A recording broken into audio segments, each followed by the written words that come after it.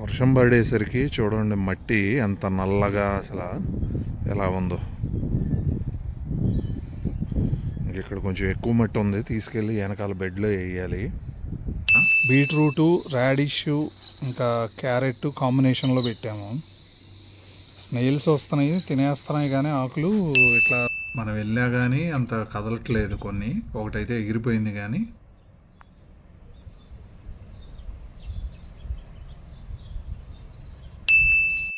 Hello అండి, ఇప్పటి వరకు మీకు మా బ్యాక్ యార్డే చూపించాను. ఇప్పుడు ఫ్రంట్ సైడ్ కూడా చూపిస్తాను ఈ వీడియోలో. మీరు అంతకుముందు వీడియో కనుక చూడకపోతే garden make over video please చూడండి. ఎస్కవేటర్తో మొత్తం ట్రెంచ్ లాగా చేపించాను. 2-3 రోజులు అయిన తర్వాత దాంట్లో ఒక 2 యూనిట్లు మట్టినైతే తెప్పించానండి.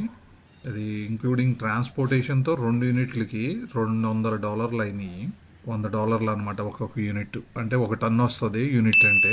ట్రెంచ్ తవ్విన తర్వాత సైడు చెక్కలైతే పెట్టి మట్టి సరి చేశాను. తర్వాత రోజు చూడండి, పావురాలు వచ్చి చాలాసేపు ఇక్కడ ఉన్నాయి. మట్టిలో పురుగులు తింటున్నాయి అనుకుంటా. మనం వెళ్ళా కానీ అంత కదలట్లేదు. కొన్ని ఒకటైతే ఎగిరిపోయింది. కానీ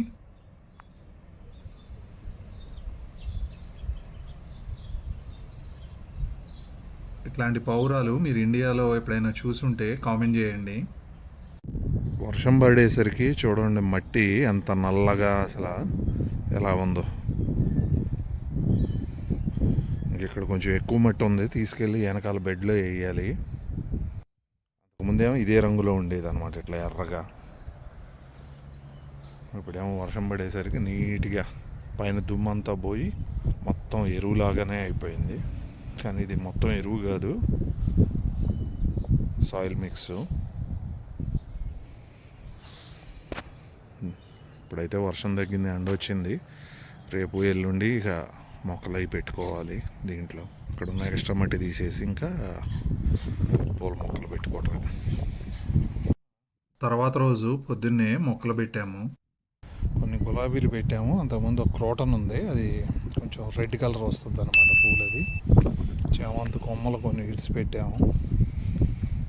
ఇది యాక్చువల్గా ఇండోర్ ప్లాంట్, పాకుద్ది అనమాట. సో అది కూడా పెట్టాము. ఇక్కడ బయట కొంచెం ఫెన్స్ లాగా ఏమన్నా వేసి దాని మీద పాకిద్దామని. మొత్తానికైతే ఇవాళ ముందు పక్క కూడా పూల మొక్కలు అయితే పెట్టాము. చామంతులు అయితే ఇప్పుడు పువ్వు చలికాలం మొదలైనాక పోస్తాయి. మళ్ళీ పూల మొక్కలు పెట్టిన కొన్ని రోజుల తర్వాత పౌరాలు మళ్ళీ వచ్చినాయి. ఇంక ఇక్కడే ఉంటాయి. ఈ గుమ్మం కాకపోతే ఆ గుమ్మం ఇక ఇలా తిరుగుతూ ఉంటాయి. ఇంకా వచ్చి మొక్కల్లో తిరుగుతూ ఉన్నాయి. మనం ప్రత్యేకంగా పౌరాలని పెంచుకోవసరం లేదు. కొన్ని గింజలు అవి వేసామనుకోండి, ఇంకా అవి వస్తూనే ఉంటాయి. ఇప్పుడు మనం గింజలు వేయకుండా మట్టి వేయించాము కదా, వాటిలో పురుగుల కోసం వస్తున్నాయి. ఇంకా రోజు కొన్ని మొక్కలు పెట్టుకుంటూ వెళ్తున్నాము. కొన్ని సీజనల్స్ బయట నుంచి తీసుకొచ్చాము.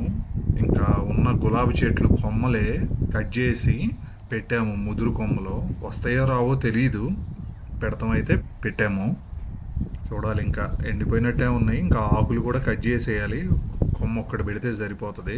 వీటిలోనేమో కొన్ని బీట్రూటు, క్యారెట్, ఇంకా రాడిష్ పెట్టాము. 3 బాక్సులు ఉన్నాయి కదా ఫ్రంట్ సైడ్,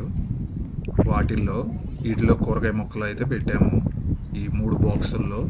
ఎందుకంటే హైట్ ఉన్నాయి కదా, వాటికి దుంపలు కానీ ఏమైనా కింద తయారవుతానికి బీట్రూట్కిను రాడిష్ క్యాట్కి వీలుగా ఉంటుంది. క్యారెట్ కూడా లోపల దాకా వెళ్తుంది. హైట్ తక్కువ ఉన్న బెడ్లో అయితే రావటం కష్టము.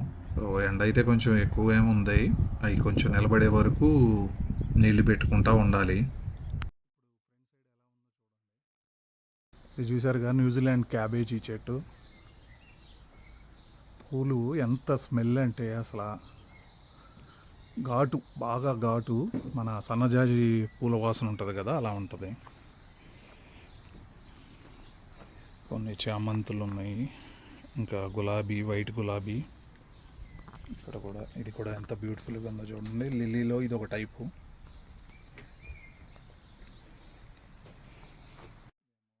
రెడ్ కలర్ గులాబీ ఇది.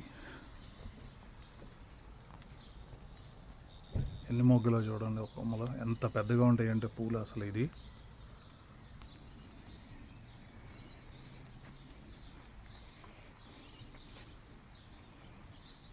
ఇంకా ఇక్కడ ఇంకో గులాబీ, ఇది చామంతులు ఉన్నాయి. ఇంకోటేమో ఇది ల్యామ్స్ ఇయర్స్, గొర్రె చెవులు అన్నమాట. ఆకులు మెత్తగా చెవులు పట్టుకుంటే ఎలా ఉంటాయో అలా ఉంటాయి. నెల రోజుల తర్వాత మొక్కలు ఎలా ఉన్నాయో చూడండి. ఇటు సైడు 3 బాక్సులు పెట్టాం కదా. బీట్రూటు, రాడిష్ ఇంకా క్యారెట్ కాంబినేషన్లో పెట్టాము. స్నేల్స్ వస్తున్నాయి, తినేస్తున్నాయి, కానీ ఆకులు ఇట్లా 2 సార్లు పెట్టాము, అప్పుడు నిలబడి. చూడండి రాడిష్ ఎలా ఉందో.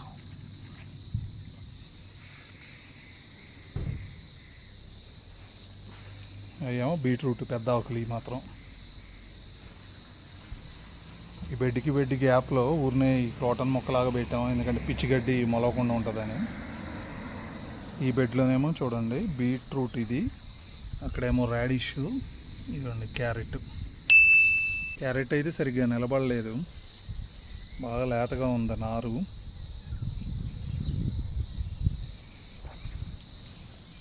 బీట్రూట్ అయితే మాత్రం చాలా మొద్దు మొక్క అండి. ఎట్లా ఉన్నా కానీ నీళ్లు 4-5 రోజులు పోయిపోయినా కానీ నిలబడింది.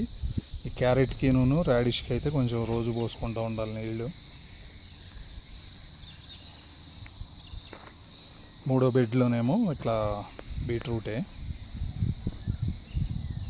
మధ్యలో 4-5 మొక్కలు రాడిష్. ముదిరిన గులాబీ కొమ్మలు కట్ చేసి పెట్టాను. బెడ్లకి బయట పక్క చిగుర్లు అయితే లాన్ చేసేటప్పుడు ఆ మిషన్ తగలకుండా ఉంటుందని గడ్డి కూడా పెరగకుండా ఇట్లా బంతులు పెట్టుకుంటా వెళ్ళాను.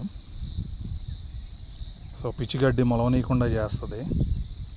ఇక్కడేమో ఇట్లా సీజనల్ ప్లాంట్స్ పెట్టాం, సీజనల్ ఫ్లవర్స్. ఇవి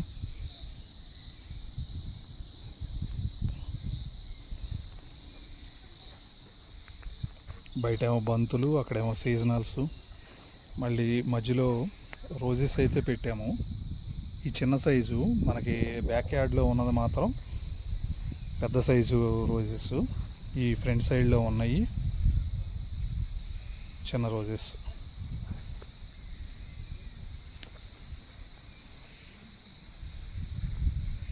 ఇప్పుడే మొగ్గలు వస్తున్నాయి వీటికి.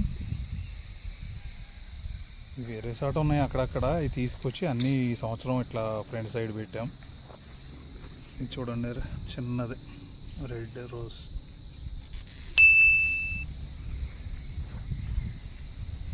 ఇదేమో లైట్ పింక్. చూడండి చిన్నదే అనుకున్నా కానీ ఇది కూడా ఎంత పెద్దగా ఉందో.